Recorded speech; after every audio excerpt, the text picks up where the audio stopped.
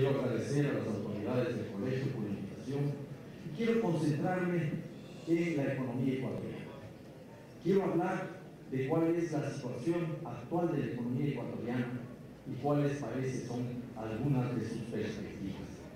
En definitiva, el Ecuador está en este momento en una encrucijada. ¿Vamos a seguir siendo un país producto, exportador de materias primas, o vamos a ser un país de inteligencia que comience a construir el buen vivir? Que no es una alternativa de desarrollo, sino en realidad una alternativa al desarrollo. Pero empecemos. Es cierto que el Ecuador en la actualidad todavía arrastra problemas de los años anteriores. La larga noche neoliberal, título de un libro publicado en España a fines del siglo XX, todavía pesa en la economía ecuatoriana. Los problemas de iniquidad que vive nuestro país no han sido totalmente resueltos. Y arrastramos también las dificultades del aperturismo y la globalización que contribuyeron a establecer límites que frenan el desarrollo del país. Pero entremos en materia. Este gobierno es el que más ingresos fiscales ha tenido en toda la historia, al menos de la historia petrolera, podemos responder con cifras. Yo diría de la historia republicana. Miren ustedes en esa lámina, tienen ustedes las cifras de exportaciones petroleras. Al lado izquierdo aparecen los datos de valores nominales, sin descontar el impacto inflacionario, y al lado derecho tienen de valores reales. El gobierno del presidente Correa, hasta diciembre del año 2011, y ha seguido recibiendo y sigue recibiendo enorme cantidad de recursos petroleros por los altos precios del petróleo particularmente, tiene valores superiores a los de cualquier otro gobierno. Miren las cifras ahí: 19.583 millones de dólares en valores constantes que nos permiten hacer la comparación con los años anteriores, lo que demuestra que el gobierno del presidente Correa gana por goleada a cualquier gobierno anterior, como ganó ayer el Deportivo Quito a la Universidad de Chile. 4-1, 5-1, 6-1, como puede haber sido. Esta es una realidad. Otro elemento importante: este gobierno, y ahora sí ya por mérito propio, más por mérito propio, tiene enormes ingresos tributarios. Los ingresos tributarios se han incrementado de más o menos 4.600 millones de dólares en el año 2006 a cerca de 10.000 millones de dólares en el año 2011. Ese es un mérito sobre todo del sistema de rentas internas y de algunas reformas legales que tienden paulatinamente a buscar una mayor equidad tributaria. Pero todavía la presión fiscal, los tributos que se recaudan versus Producto Interno Bruto, sigue siendo muy baja. Representa algo así como el 14%, cuando en Chile es más del 18%, en Bolivia es sobre el 20%, en Europa es sobre el 40%, los Estados Unidos tienen que estar en el orden del 26%. Se ha mejorado, pero falta mucho. Este gobierno también, es el gobierno que más tiempo ha estado en funciones, se ha beneficiado, como todos los gobiernos anteriores, de los créditos del Instituto Ecuatoriano de Seguridad Social, y ha recibido enormes cantidades, más de 4.500 millones de dólares hasta fines del año pasado. Adicionalmente, este gobierno sigue recibiendo, a pesar de que han caído las remesas de nuestros compatriotas que trabajan en el exterior, quienes, a pesar de las gravísimas crisis que afectan a los Estados Unidos y Europa, todavía mantienen a gran parte de nuestros hogares. Y las remesas superan al segundo producto de exportación, que es el banano. Un quinto elemento que anotaría aquí es la posibilidad que ha tenido el gobierno de contratar créditos con China luego de que se renegoció la deuda externa a fines del año 2008 al año 2009. La renegociación de la deuda externa le permite al gobierno del presidente Correa reducir la presión que tenía la deuda externa sobre el Producto Interno Bruto.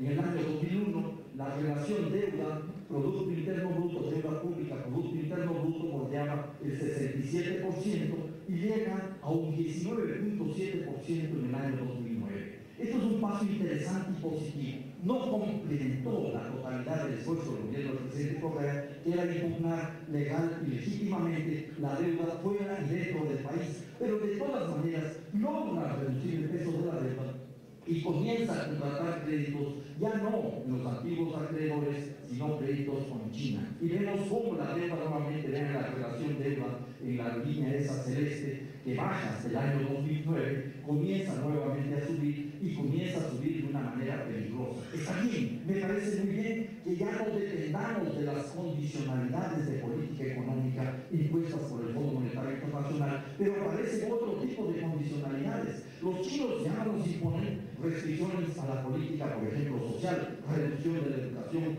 gastos de educación o de salud, pero están accediendo a los recursos minerales, están accediendo a los yacimientos petroleros, están para poder hacer esa comparación. Hay que reducir las cifras de desempleo abierto en años anteriores en casi 2 puntos para acercarnos a una comparación de este tipo. Tenemos una reducción significativa también del subempleo, pero el saldo final es que más o menos la mitad de la población económicamente activa no está adecuadamente empleada. Ese es un talón de Aquiles, no solo del actual gobierno, sino de todos los gobiernos anteriores. La sociedad no ha entendido que el principal recurso, el principal factor de producción es el ser humano que tiene que ser adecuadamente empleado. Y no hemos dado hasta ahora respuestas para generar empleos dignos y en cantidad suficiente para todos los habitantes del país. Anoto como un dato interesante también la reducción de la pobreza. El gobierno dice que se ha reducido la pobreza, y es muy cierto, pero pongamos las cifras en comparación con las épocas anteriores. La pobreza desde el año 2002 al año 2006 cayó en 20.7 puntos porcentuales, mientras que en el año 2007 al 2011 cae en 8.7 puntos. Eso quiere decir que cayó más rápido en la época neoliberal. Sí, una explicación. Luego de una grave crisis como la que vivió el país a fines del año 99 y en el año 2000, es más fácil que se reduzca la pobreza. Pero los resultados de reducción de pobreza en un gobierno que se precia de revolucionario son pobres. Lamentablemente hay una pobreza de revolución si vemos estos resultados. Anotemos por el lado de la concentración de la riqueza, la otra cara de la moneda. La pobreza, por un lado, no se entiende si no se ve la excesiva concentración de la riqueza. Lo que se ha hecho no es una redistribución de la riqueza, se han redistribuido de mejor manera los excedentes petroleros y los excedentes tributarios. De esa manera, veamos algunas cifras y algunos datos oficiales. Miren ustedes el Gini que fue mencionado acá. El índice de Gini nos dice que mientras más cerca de 1 está, hay más inequidad. Mientras más cerca de 0 está, hay más equidad. Nosotros tenemos un índice de Gini al finalizar el año pasado de 0.471.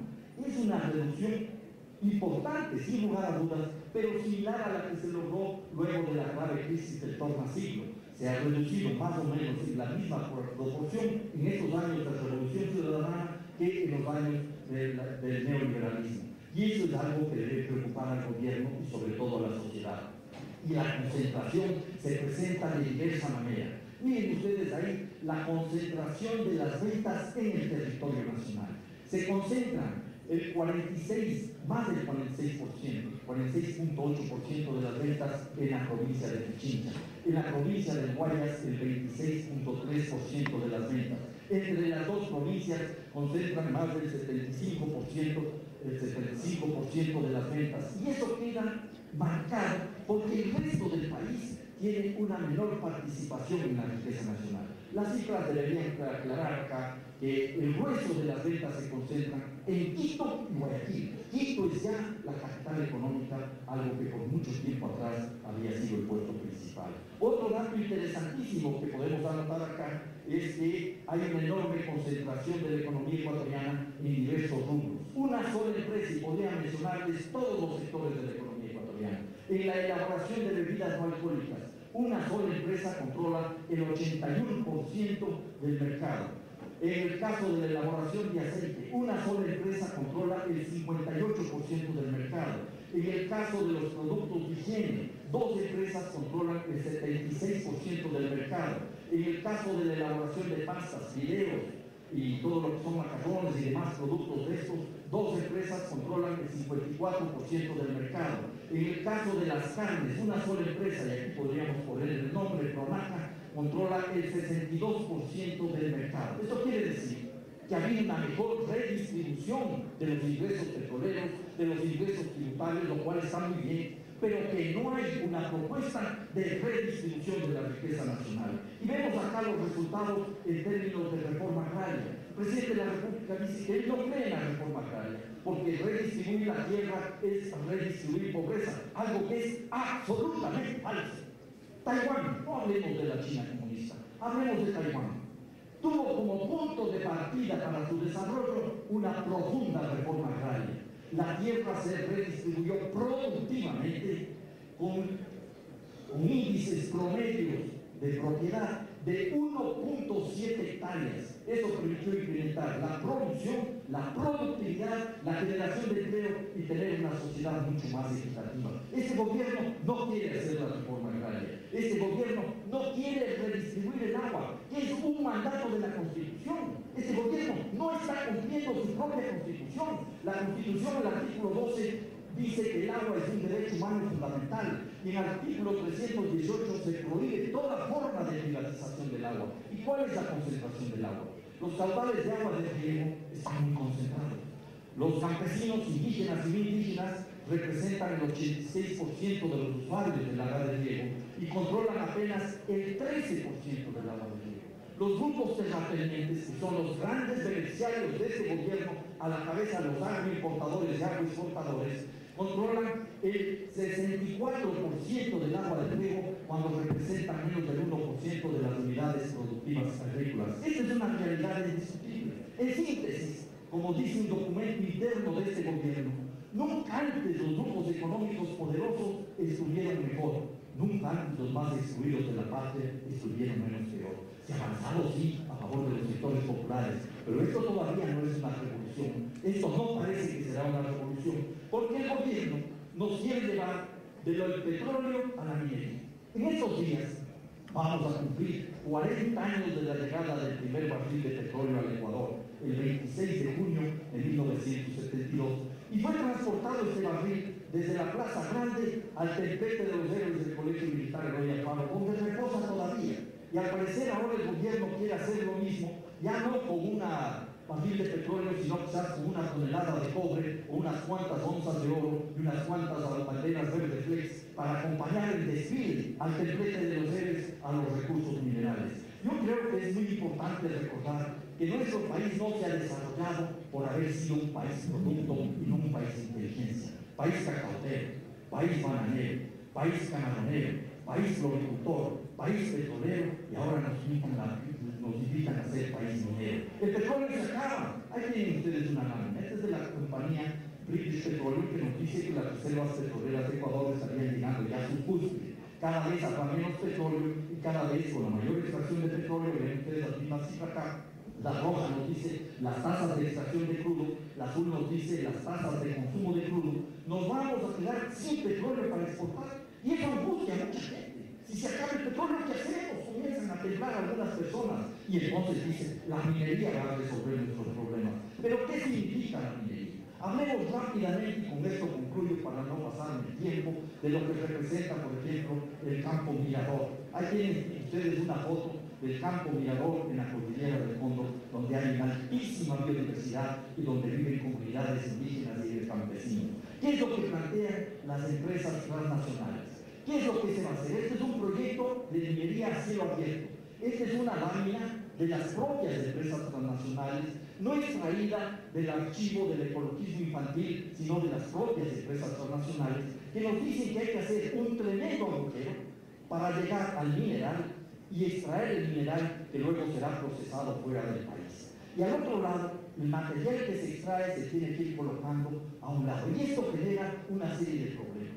Uno de los problemas mayores es que se extraen rocas que en el subsuelo no generan ningún problema, pero que luego en contacto con el aire y en el agua provocan lo que se conoce como el drenaje ácido de mina, que puede contaminar por cientos o miles de años y que puede ocasionar gravísimos problemas. Este no es un tema para quienes estamos o ya hemos manejado alguna vez el Estado ecuatoriano, es un tema para la juventud. La decisión tiene que tomar la juventud si quiere apostar por un esquema extractivista, que es una manera de golpear duramente a la madre tierra, a la Pachamama. Y aquí vemos una comparación. El anterior sería el caso del Ecuador. Esta es la mina más grande del mundo, la de Chuquicamata en Chile. y pueden ver la extensión enorme de esa mina. La mina esta tiene un diámetro, la de Chuquicamata, de 4 kilómetros, una profundidad de más de 1000 metros. La mina del Mirador, que va a extraer, miren, hay que ver los equipos que se van a manejar, el tamaño de las maquinarias que se van a manejar. La mina del Mirador nos dice que se van a extraer 5.000 millones de libras de cobre. Cada libra de cobre ha calculado el gobierno un poco menos de $4 por libra, lo cual generaría al Estado 20.000 millones de dólares, pero el costo